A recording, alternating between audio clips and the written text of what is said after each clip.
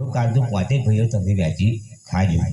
अब તમે જો લીલા એવી કરી પરમાત્માએ કે લઈને ગયા ખરા દેવતા મેલી દીધી અને અમે આ ધ્યામે પેલું એના બાપાએ કર્યું એટલે અને લાત મારીને છે ફેંકી અને પછી એ કાઢી લીધું જ ખરું, પણ કૃષ્ણ ભગવાન બ્રહ્મણનું રૂપ લઈ ડોહાનું અને એ એની પાછળ દોડ્યા તો એ ઉછાળતો સહદેવના હાથમાં કાળજું આવી ગયું, પ્રેમ જડી પડ્યું।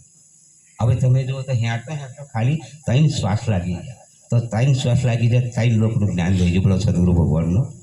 ટકા તો મારી પાસે તો કૃષ્ણ મોરારી આવે છે બ્રહ્મણનું રૂપ લઈ ડોહાનું રૂપ લઈ, બોલો અહીંયા ઓળખી કે ના ઓળખી જાય, પણ ક્યારે કે એને 3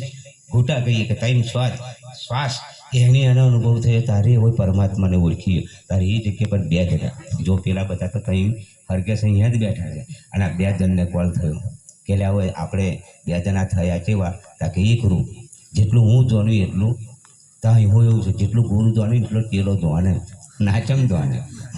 કશું બાચી રાખ્યું। એક દાલ પર પંખી બેઠા કોણ ગુરુ ને કોણ ચેલા એ કંઈ અંતર પડી મેલ્યું નહીં, પણ છતાંય આગળ વાત થઈ ત્યારે એ કૃષ્ણ ભગવાને કહ્યું કે અલ્યા સહદેવ તાકે શું તાકે હવે જો તને કોઈ પૂછે તો તારું ઉત્તર આવવાનું, તમે 5 ભાઈઓ છો દાખલો આલો પણ 5માનો એક મરણ તો તારે હંગ જ મરવાનું, પણ પૂછ્યા સિવાય ઉત્તર આવવાનો નહીં। તો અહીંયા તથાસ્તુ કોલ કરેલો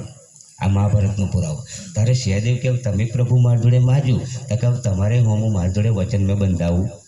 પણ તાકે બોલ કે તારે શું કહેવું છે તાકે અમારા 5માનો એક મરણ તો કે તમારે હંગ જ મરવાનું છે, બોલો ભગવાન મરવા દે। આજે અહીં કહ્યું કે 5 નરને પિંડ નહીં અને 6થા નરને સોયા નહીં સાહેબ, આજે પ્રૂફ પુરાવો છે અને આપણું જન્મ મરણ છે નહીં, પણ જ્યારે કે આ મુદ્દો એક ફિટ કરી બતાવે તો પંપા સરોવરની અંદર દ્રૌપદી નાહવા જતલી। હવે એક વિચાર કરો કે આપણો ધર્મગ્રંથ એવું કહેવા માગે છે સ્ત્રીના માટે એક જ પતિ એનો પરમેશ્વર। હવે દ્રૌપદી બહુ સમજવા જેવું છે, પતિએ મને આ પ્રશ્ન કરેલો કઈ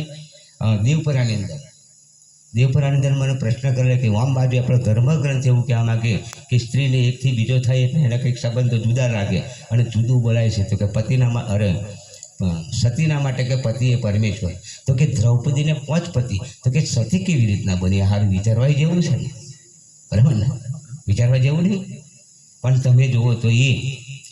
એનાથી ક્રમ બદલા વારા બદલા બધું વિગતવાર મહાભારતની અંદર મોકલે, પણ તમે જુઓ તો એ અગ્નિ સ્નાન કરતી અને એની અંદર કૃષ્ણ ભગવાને બેમને ચેતવેલો।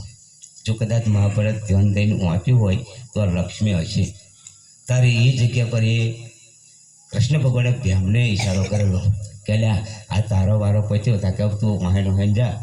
આ દ્રૌપદીને ઓળખો એ શું છે ને કોણ નહીં,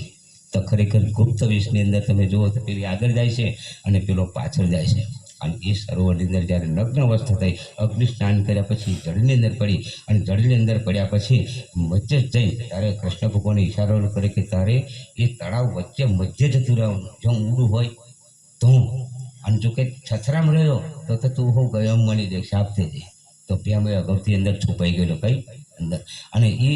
દ્રૌપદી જગ્યા પર બોલે છે કોઈ કારા માથાનો માનવી હોય તો માગે અને હાલો તારી એ પ્યામે ડોકું કાઢેલું કે 5 પાંડવને 6ઠા નારાયણ તારા ખપ્પર મેં નહીં, અને જો કંઈક અગ્નિની અંદર પડીને તો સાહેબ પ્રેમ બાઈને ને કહે ડોકા અંગત જ કોણી હતું બાપા, તો કંઈ નવી દ્રૌપદી આ તો દ્રૌપદો છે બોલો સદગુરુ ભગવાનનો જય। જો કૃષ્ણ ભગવાને એટલો ઈશારો કરે તો પ્રેમનું કદમ આવી ગયું, તો આજે સાહેબ એ 5 નર જે પાંડવોની વાત કરતા હોય અહીં પણ એ જ છે, એ અમે સહેજ પણ શંકા નહીં, અને 6ઠાને એને આવન જાવનનો ફેરો નહીં, અને એટલે સંતોએ કહ્યું કે આવન જાવનનો ફેરો મટાડીએ, આવો રે સંતો ભજન કરીએ, પણ ભજન કરીએ તો બાકી વનમાં કશું જાય એવું નહીં। કોઈ એમ કે જળ પૃથ્વી આકાશ વાયુને તે જ આપણે શરીર મળી જાય, પણ હું તો એવું કહેવા માગું કે આ શરીરે આપણું મળતું એ જેમ છે એમનું એમ જ છે, બરાબર ને, પણ આટલું સુધી આપણું દેહની દશા બદલાય તો દેહાતીતનો દર્શન થાય, આપણે દેહની દશા પલટાઈ જાય બદલાઈ જવી જોઈએ। આ તો આપણે કહ્યું ખરું કે મોરો બતાવી કે મરામી કર્યું કે ઉતર ગયા સબ છે, બરાબર ને, અને કદાચ આવડે એમ કે કોઈ અહીં ઊભો થા મારે એને જેવી થાય, અને ગયું જેવું કે મોરો બતાવી મરમ કે ઉતર ગયા છે, ઝેર તો સડેલું છે, ઝેર તો હજુ ઉતર્યું નહીં, તો પેલું ગયું શું કરવા, વાત બરાબર ને, બહુ વિચારવા જેવું છે. અને ઓની અંદર તમે આવીને ભરોસ આવી તો હું એવું જ ચોક્કસ છું, ગેરંટી વાત કરું કે ઓનું ઝેર ઉતરી જાય ને ઉતરી જાય. પણ ઓની અંદર એવો ભજનની અંદર રચો પચો રહે. કારણ કે મહાપુરુષ તમે જો આપણે એકલા નહીં, તાર નરસિંહ મહેતાની તે ઘડી એની બીજી હોય. અત્યારે આપણું કન્ડિશન જો આવું હોય, ફલાણો ભગત આવો